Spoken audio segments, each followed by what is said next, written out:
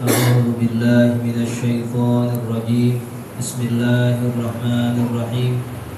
الحمد لله رب العالمين وبه نستعين على أمور الدنيا والدين وصلى الله وسلم على سيدنا ومولانا محمد خاتم النبيين وعلى آله وصحبه أجمعين ولا حول ولا قوة إلا بالله العلي العظيم.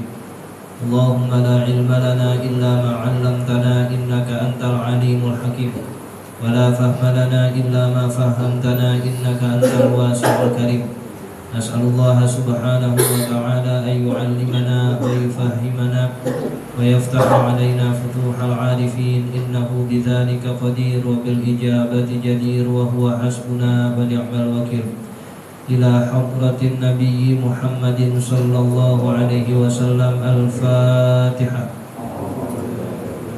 بسم الله الرحمن الرحيم. الحمد لله رب العالمين الرحمن الرحيم مالك يوم الدين. إياك نعبد وإياك نستعين. اهدنا الصراط المستقيم صراط الذين أنعمت عليهم غير المغضوب عليهم ولا الضالين. آمين. Wal hayatu kathiratun, dan adapun sunnah hayat itu banyak.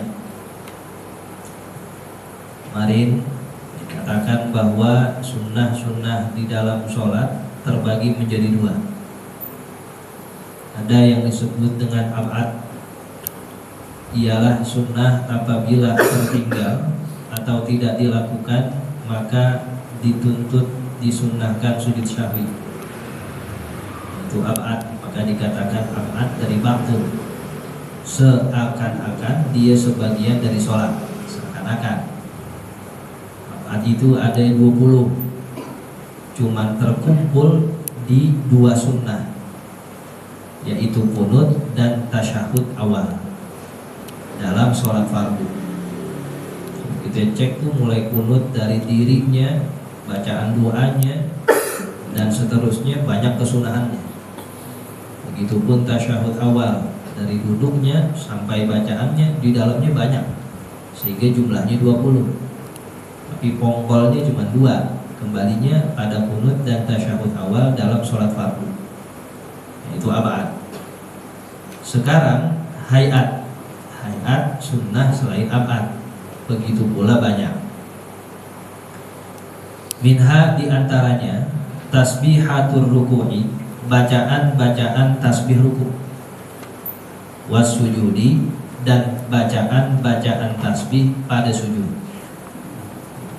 Jadi di antara syarat keabsahan sholat, kita mesti tahu mana yang rukun dan sunnahnya. Jangan semuanya dianggap rukun, jangan juga dianggap sunnah semua. Mesti tahu. Ketika ruku nih, Allahu Akbar, rukuknya, inhinanya, condong atau membungkuknya itu rukun.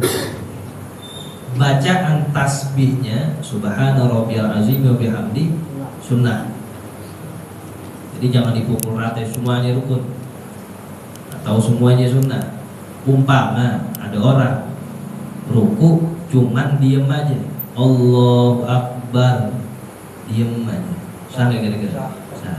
Cuman melewati yang utama, itu aja. Nah, kalau bisa kita membaca kesunahan di dalam ruku dan sujud. Artinya mesti tahu tuh dalam sholat mana yang rukunnya, mana yang sunnah. Ini syarat. Kalau kita anggap semuanya rukun atau semuanya sunnah, ditakutkan gak sah. Karena syarat sah sholat al-ilmu bifardiyatiha an sunaniha, mengetahui mana yang fardu, mana yang sunnah. Begitupun sujud, Allahu Akbar, sujudnya rukun, Subhana rabbiyal a'lanya, nah gitu. Tentu kita lakukan agar mendapatkan sunnah, tapi yang mesti tahu perbedaan keduanya. Wa takbiratul intiqalati, dan takbir intiqal. Takbir intikal adalah takbir yang mengiringi perpindahan gerakan sholat. Setelah baca surat minal jinnati wan nas, Allahu akbar, itu namanya takbir intikal. Intikal itu pindah dari naklun, pindah dari berdiri menuju ruku, diiringi dengan takbir. Membaca takbirnya sunnah hayat. Umpama ada orang diem aja gitu, minal jinnati wan nas, langsung ruku, nggak baca apa-apa, sangat kira-kira, cuman keliwatan yang utama, paham ya? Nah, itu karena ada orang menganggap sunnah itu ruku. Nanti dia baca takbir intikal tadi, nggak sah sholatnya. Aliran mana lagi nih kagak baca takbir intikal? Nah, salah dalam kategori meninggalkan sunnah, iya, artinya meninggalkan yang utama. Tapi kalau nyampe salahin orang sehingga dikatakan nggak sah, nah itu kurang tepat juga ya. Nah, jadi mesti bijaksana keduanya. Yang satu bijaksana sebagai imam, yang umum-umum aja dah. Kalau memang sunnahnya kita lakukan ya lakuin. Begitupun yang negor bijaksana juga, lihat dia lagi meninggalkan apa itu tadi. Lagi ngimamin waladdallin amin, Allahu akbar, dibaca surat. Dia pengen ngambil sunnah. Yang satu menganggap nggak sah, sebab baru tumben nih orang imamin kagak baca surat. Nah, artinya yang umum-umum aja. Kalau memang biasanya baca surat, kecuali kita sholat sendiri dah, memang nggak ada tanggungan di belakang kita. Tapi kalau kita menanggung banyak orang, memimpin rombongan, yang umum-umum aja, dia baca Al-Fatihah, iyyaka na'budu wa iyyaka nasta'in, ihdinas siratal mustaqim, siratal ladzina an'amta 'alaihim ghairil maghdubi 'alaihim waladdallin. Ini aliran mana lagi nih baca Fatihah begitu? Oh, ternyata dia baru belajar qiraat, pengen dipraktekin di musola. Ya orang belum paham semua, kecuali sebelum itu dijelasin. Insya Allah terawih malam ini kita baca qiraat Warash umpama. Malam hari ini kita baca ya riwayat Syu'bah umpama. Ada pemahaman. Tapi kalau langsung begitu takutnya orang siap, terjadi dikoreksi, kita marah. Padahal kitanya yang harus bijaksana, yang umum-umum aja ya, sehingga semuanya berjalan ya dengan sesuai yang pada biasanya. Wa du'aul iftitah, dan membaca doa iftitah sunnah tuh ya, bagusnya kita baca. Kalau umpama ada uzur, boleh juga kita tinggalkan karena sunnah. Tapi ingat, kesunahan yang ditinggal secara terus-menerus menjadi hukumnya makruh. Sekali ditinggalkan memang gak apa-apa yang namanya sunnah. 2 kali, 3 kali, lama-lama keenakan. Di sholat dibaca doa iftitah, jadi makruh. Kaidahnya begitu. Kesunahan yang ditinggalkan secara terus-menerus karena dianggap sunnah jadi makruh. Sholat duha kan sunnah tuh, sekali dah ke sholat sunnah, 2 kali sebulan kagak sholat jadi makruh, menyelisihi yang utama. Bahasanya khilaful aula, utamanya kan dia menjalankan sunnah utamanya, meskipun ditinggalkan nggak apa-apa, tapi keenakan dia lepas mulu tuh sunnah. Maka kalau kesunahan yang ditinggalkan secara terus-menerus tanpa uzur, yang sepertinya kalau dilakukan bisa, itu jadi makruh. Witir begitu juga, sunnah kita tinggalkan sekali 2 kali ya sunnah, tidak dapat apa. Tapi kelamaan ditinggalin mulu witir, asal witir bulan puasa doang ya, selebihnya bulan puasa kagak witir. Ada yang begitu? Nggak ada sih di sini. Di luar sih ada ya, sini nggak ada. Jadi kalau kita keenakan meninggalkan sunnah, jatuhnya makruh. Sebab sunnah ada thalabul fi'li, ada permintaan sesuatu. meskipun ghairu jazimin nanti bahasanya, tanpa ya penguat atau penetapan. Wa ta'awudzu qabla al-Fatihati, dan membaca ta'awudz sebelum Al-Fatihah.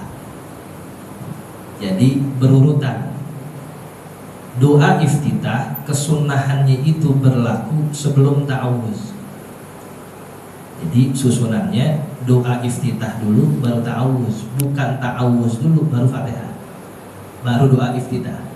Umpama kita udah ta'awudz, Allahu Akbar, a'udzubillahi minasyaitonirrajim, udah lewat tuh kesunahan iftitah, udah nggak dapat. Ya maksudnya nggak apa-apa, baca aja Fatihah. Karena susunannya Fatihah, iftitah dulu baru ta'awudz. Tapi kalau dia belum membaca ta'awudz masih dapat kesunahan iftitah. Ya, begitupun sebelum membaca Al-Fatihah ada kesunahan membaca ta'awudz. Umpama dia baca ta'awudz dulu, udah nggak dapat tuh iftitah, dia baca aja langsung Al-Fatihahnya. Tapi kalau dia masih membaca Al-Fatihah, itu masih ada kesempatan membaca kesunahan ta'awudz. Nah, ini kesunahan iftitah dan ta'awudz itu berurutan. Kalau udah baca Fatihah, udah baca ta'awudz, atau udah lewat iftitahnya. Kalau masih baca Fatihah, ta'awudz setelahnya, iftitah setelahnya, itu membaca ta'awudz masih sunnah. Wa ta'minu ba'daha, dan membaca amin setelah Al-Fatihah. Membaca amin baik imam maupun makmum itu sunnah. Walau dhalin, nah itu bareng-bareng, baik berjamaah maupun dia sholat munfarid, sholat sendiri, mau fardu mau sunnah sholatnya, ada kesunnahan membaca amin setelah Al-Fatihah. Wasuratu ba'da ta'mini, dan membaca surat setelah melafazkan amin. Setelah amin, nah itu ada kesunnahan membaca surat. Surat apa? Apa aja. Mau setengah dari suratnya atau 3 ayat dari suratnya nggak apa-apa. Dibaca Yasin, Allahu Akbar boleh. Ya, 1 ayat, 2 ayat boleh, 3 ayat boleh. Cuman yang lebih utama adalah yang penuh ayat tersebut dalam surat yang dibaca. Ini ngomongin afdoliyah, keutamaan. Ngomongin boleh sih boleh aja. Baca Yasin, Allahu Akbar boleh, dapat sunnah membaca surat itu. Tapi kalau kita baca full, Inna a'tainakal kautsar, lebih utama. Kita baca setengah lembar dari Al-Baqarah boleh, tapi ngomongin keutamaan daripada yang membaca 1 surat full, dia lebih utama. Ya, kayaknya orang-orang tua kita kalau ngimamin kan dia macam-macam, kuliah sama kulhu. Ini ngambil utamanya, kami kagak lagi apal selain itu doang, itu diantara 2 itu aja. Yang dihafal itu doang, dia kulhu mulu, enggak pak. Ya, Nabi pernah kedatangan seseorang yang telat daripada subuhnya, pasti subuhnya dilakukan lama. Ya, lalu ditanya sama Rasulullah, wahai sahabat, kenapa engkau sholat subuh? Ini hari baru rapi, dikit lagi mau keluar tuh matahari. Iya, ini Mu'az ketika dia ngimamin sholat lama dibaca surat, dipanggil tuh Mu'az bin Jabal, sahabat Nabi. Ya Mu'az, afattanun anta, kamu mau buat onar bahasa kita. Kamu mau buat rame emang imamin subuh lama banget, bacanya Yasin 1. Iya, afat artinya ditegur. Jangan begitu. Ya, kamu ketika sholat itu bawa rombongan. Di dalamnya ada yang pengen kencing, ya, ada yang punya urusan, yang pengen buka warung, ada yang mau sekolah, ada yang mau kerja. Jangan gitu. Kalau sholat sendiri sih gak apa-apa. Kalau bawa rombongan harus bijaksana. Ditegur apa namanya. Tapi salah satu sahabat pernah datang kepada Rasulullah ngaduin sahabat yang jadi imam bacanya kulhu mulu. Dia asal sholat nih baca kulhu mulu, diaduin sama sahabat yang lain. Ya Rasul, itu kalau sholat nih asal ngimamin baca kulhu mulu. Apa kata? Mengapa kalau ditemunya itu? Dia ngedomelin. Jadi kalau yang kelamean rada ditegur. Kalau yang cepat nggak apa-apa. Nabi itu. Padahal Nabi paling demen deh asal sholat suratnya lama. Sendiri lama dibaca surat Al-Baqarah, Ali Imran, An-Nisa. Rukuknya begitu juga. Selama kalau kita baca Syama'il Muhammadiyah, rukuknya Nabi seperti dirinya Nabi. Dirinya baca Al-Baqarah. Entar rakaat kedua dia baca surat Ali Imran, rukuknya selama itu Nabi. Kalau buat diri sendiri keras nggak apa-apa, baca yang lama, baca yang panjang silahkan. Tapi kalau bareng jamaah yang enteng-enteng aja dah. Ya, baca doa tahlil, jangan kelamian orang pada pengen kencing. Itu 10 lembar dibaca. Orang udah masih kagak khusyuk tuh, yang sedang-sedang aja. Kultum jangan kelamian, khotib jangan kelamian, jangan kecepatan juga ya. Dibaca robbana doang. Sedang dah ukuran kita, kelamian banget jangan. Itu semua apalan yang dikeluarin. Iya kita tahu di apal dah surat-suratnya, doa-doanya yang ringan-ringan aja. Ngaji jangan kelamaan. Udah habis-habis ini aja nih. Ada batasnya. Artinya bijaksana. Kalau gitu balong orang-orang ringanin. Kalau buat sendiri tekan keras, enggak apa-apa. Mau sholat malam mulai dari jam 2 sampai jam 3:30 enggak apa-apa. Man kalau bareng-bareng orang ringanin. Nabi begitu, kalau sholat sendiri bacanya Al-Baqarah, Ali Imran, kalau bareng jamaah diringanin sama Rasul. Nah itu tandanya orang berilmu, orang yang mengerti keadaan.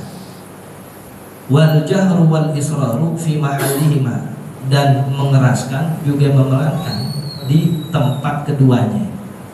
Kalau giliran sholatnya keras, ya kita baca jahar, maghrib, isya, subuh, begitu. Sholatnya kita pelanin, sholat yang pelan. Wa man taraka syai'an minal ab'adi, dan siapa orang yang meninggalkan sedikit atau satu saja dari sunnah ab'ad amdan, baik keadaannya itu sengaja, au sahwan atau lupa, fasunnatu lahu ayyasjuda lis-sahwi, maka sunnah baginya untuk sujud sahwi. Umpamanya kelupaan tadi dia baca kunut atau sengaja dia baca, maka disunnahkan sujud sahwi. Jadi sujud sahwi hukumnya sunnah juga. Umpamanya dia kelupaan nih, baca kunut, ada sujud aja tadi kelupaan, sing ngantuk orang disuruh sholat kelupaan, baca kunut dia kagak baca. Nah diinget nih, bentar nih rakaat kedua saya mau sujud sahwi sebelum salam. Dia lupa juga, lupa mulu lagi dah, asal sholat lupa mulu dah, apa aja dia lupa. Ya nggak usah diulang, karena sujud sahwi juga hukumnya sunnah juga. Jadi kesunnahan itu ada pada sujud sahwi, tapi bagusnya dilakukan. Wal hay'atu la yasjudu laha, sementara sunnah hayat tidak ada sujud baginya. Wa in tarakaha amdan, meskipun dia meninggalkannya secara sengaja. Sengaja itu nggak baca iftitah. Imam terawih pada baca iftitah, kagak nggak ada yang baca. Lo kelamaan diomelin aku sulamnya bener lagi. Ya, dia nggak baca. Maka tidak ada kesunahan bagi yang meninggalkan sunnah hayat untuk sujud sahwi.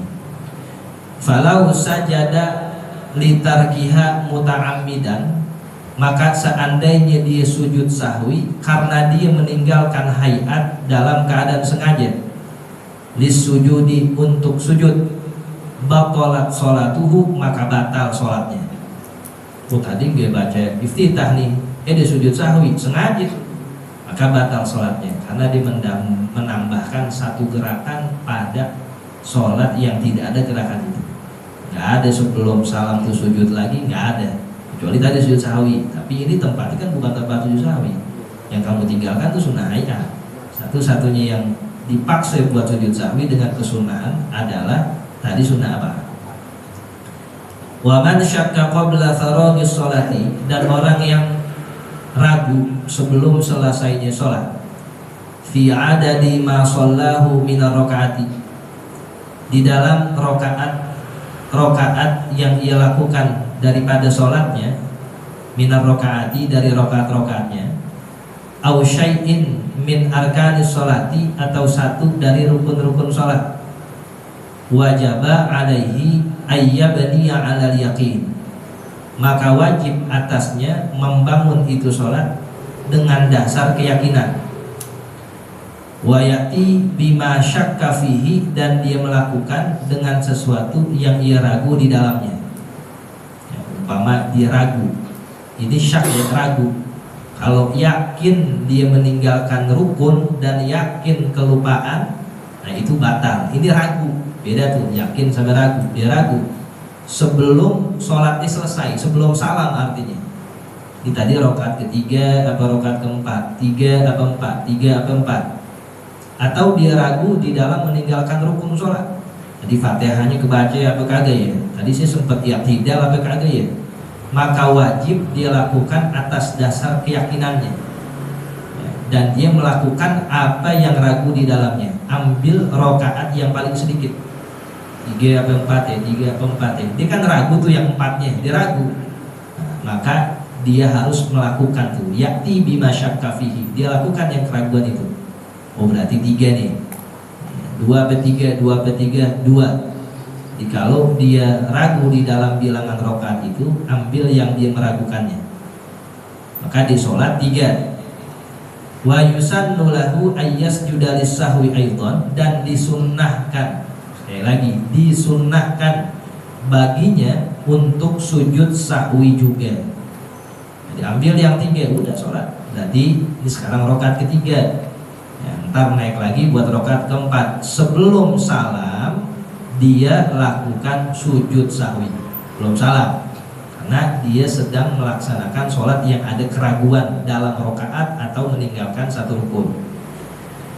Wa sujudus sahwi, sementara sujud sahwi la yazidu ala sajdatain, tidak lebih dari 2 sujud.